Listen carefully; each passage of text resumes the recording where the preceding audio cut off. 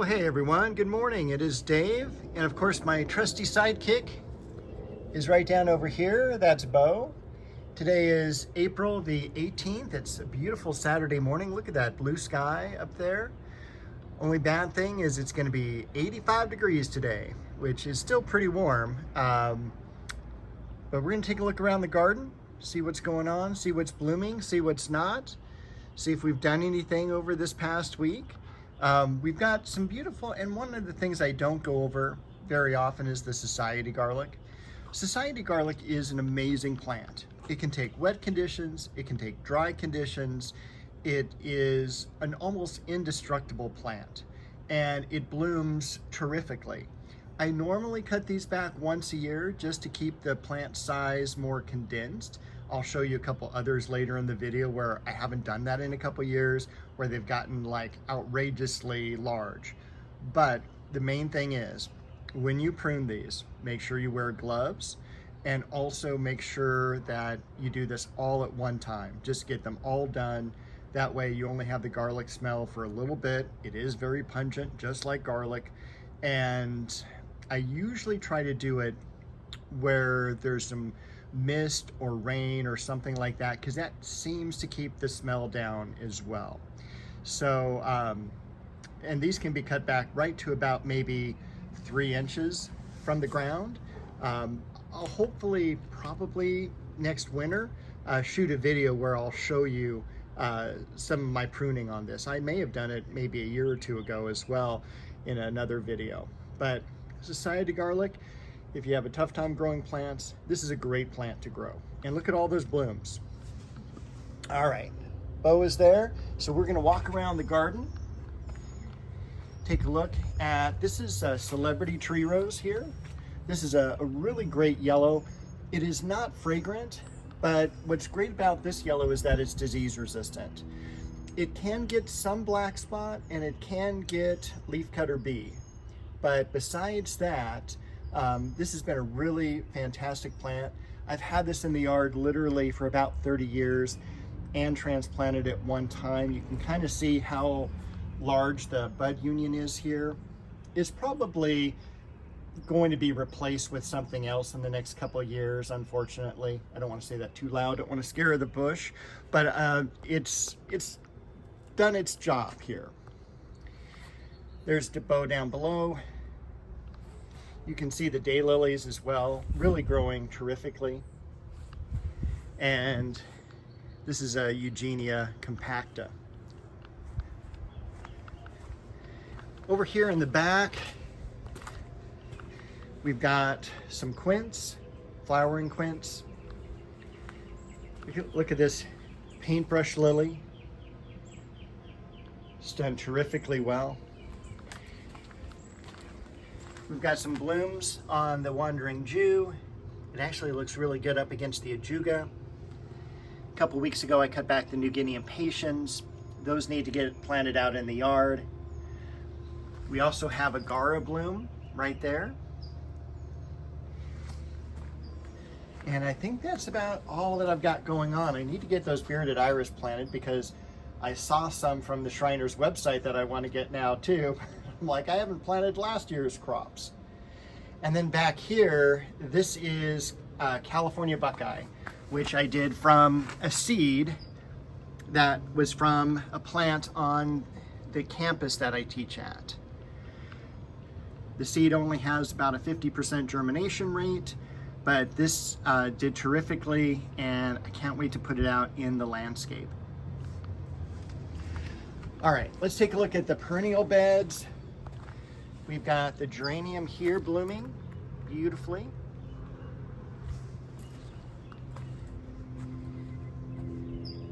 Acer palmatum orange dream. African daisy. A lot of sword fern.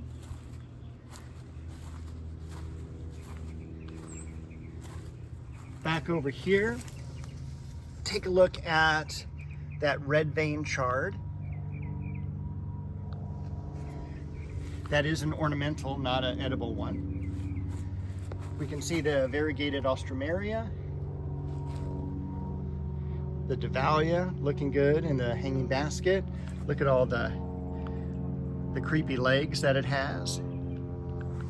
This is also, by the way, a plant that I have had since 1986, 87. Yeah, it's been with me that long. Japanese maple, and I think this is a Shirasawanum. Don't quote me on that. It may be a Japonicum, but Jordan is the name. We've got, besides the shadow of me, the scented geranium, variegated. We've got Shishigashira, Japanese maple, leafing out wonderfully. New Guinea impatient behind it. Up front, we've got, once again, my shadow. We've got some carnations. Got some of the iris coming up.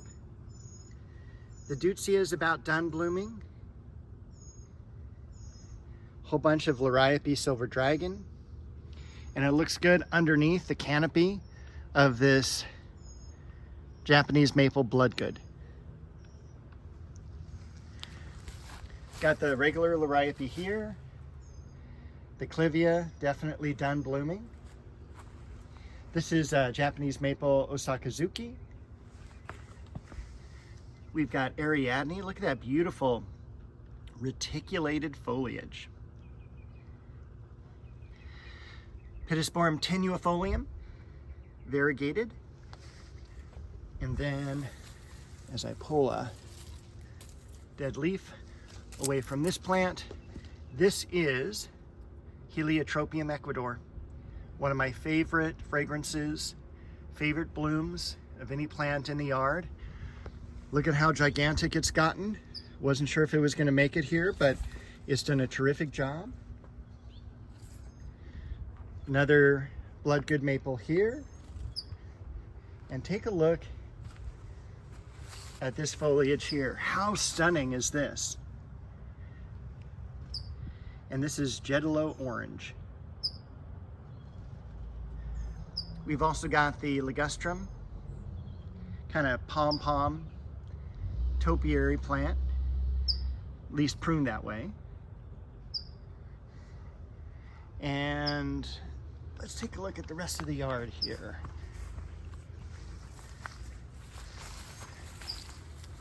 Japanese maple sensu. I just love the foliage on that and the way that it branches out and the airiness. That is celery beginning to spike up and bloom, but you can kind of see, let's go down into the bulk of the celery here. Yeah. How cool is that, right? Okay, what else do I want to show you? Since Bo is still sleeping by the Eugenia. We've got Sangogaku, coral bark maple. We'll go into the rose garden here. Once again, just a ton of blooms. On the Cecile Brunner, take a look at that spray of blossoms there. And again, this is something I did not cut back this year, which I really needed to. Look how massive it's gotten. This is a really vigorous grower. So it's great for, you know, a rose garden. And it's one of the most popular.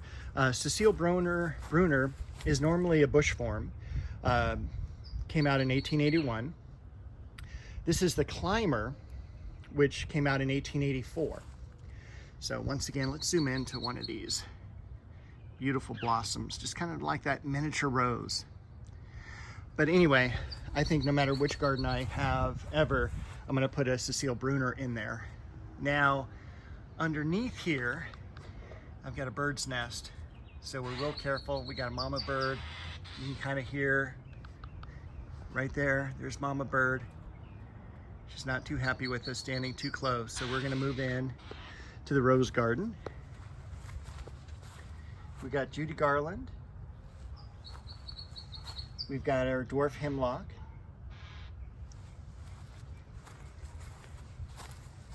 More carnations. We've had a lot of moths and butterflies this spring, something more than we've ever had before. Bronze Age, look at how beautifully that's leafed out. And speaking of leafing out, finally, the berberis did that a couple weeks ago. We talked about blue roses earlier. This is Blue Girl. We've got a bloom on the Centranthus here. And then up over here, we've got Legend, which I don't know how commercially available it is. This is originally a florist variety that I got way back when I worked in the nursery business. They gave us some free samples of upcoming varieties. We've got crabapple, Tournament of Roses still looking good. And of course, not just garden party, but look at the sweet pea bush, just filled with blossoms. This is never out of bloom. And that is a gigantic, large bee there.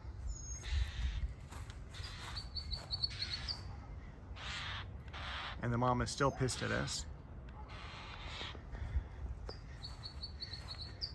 Over here we've got the flowering apricot. That's sterling silver. Indian summer, Japanese maple, next to red dragon. We've got Queen Elizabeth, and we've got some Lynn Anderson. That needs to be cut back. Again, this is a rose I didn't get a chance to cut back this year because our weather was so distraught this winter. It was just the weirdest winter I've ever witnessed. And working in the nursery business and being really attuned to the weather, you know, there's maybe only one other winter where I was like, man, it's hot and it's kind of dry, but this year we got our rain, and we're supposed to get some more rain next Tuesday, so we'll see how that happens. The cherry tree leafing out, but unfortunately the apricot, I think it ended up getting fire blight or one of those diseases, and I'm going to end up taking it out. I think I'm going to put an almond here because that's a different variety as far as family goes. If it's in the Rosacea family, and I think these are, I'm not 100% sure, but unfortunately, man, it died, and that's weird after 2 years of this doing wonderfully. So it just goes to show that, you know, even though, you know, you do everything perfectly, you know, and the plant's happy in an area for a couple of years, you know, all of a sudden it's just like, whoa, things can change. So I feel really bad because I wanted that fruiting apricot here, but it gives us the opportunity to do something else now. So when you prune and take back something that you suspect has fire blight, it is really important so you don't transfer the disease to another plant of the same species or same family, I guess. Make sure to dip the pruners that you have with bleach, 1 part bleach to 10 parts water, and that should sterilize the pruning blades. All right, I think that may be everything. Oh, I want to show you a few roses from the front yard. All right, and just like magic, we're in the front yard. This is Caroline de Monaco. Look at how beautiful this plant is. Look at how perfect those buds are.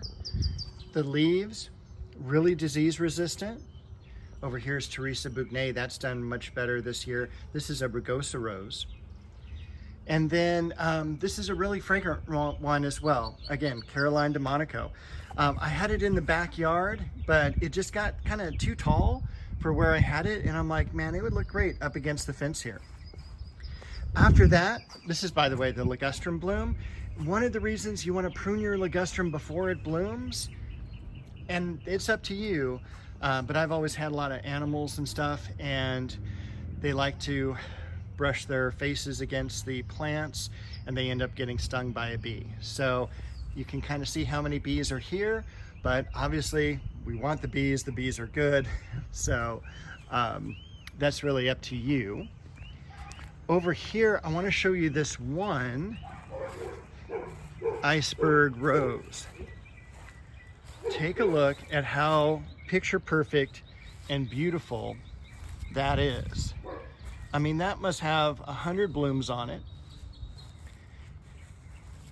And it's just a stunning rose bush. All right. I can also show you the nice mowing job I did on the yard yesterday. Need to do some watering because it is hot today and I think things are pretty dry. But also one thing that's blooming early, the Stephanotis. This is normally blooming in June. And needless to say, we're like 6 weeks early. Nice and fragrant, a lot of blooms still to go, but again, that's something that, look how many buds are up here. That's something that is way out of its bloom cycle. All right, I think that is everything that I wanted to show you for this week as I pan the front yard. And I cut back the camellia and ficus the other day. So I think I will wish you a very good week gardening, and I'm gonna pop in a video of Bo at the end of the day because she's so busy, she conks out at the end of the day.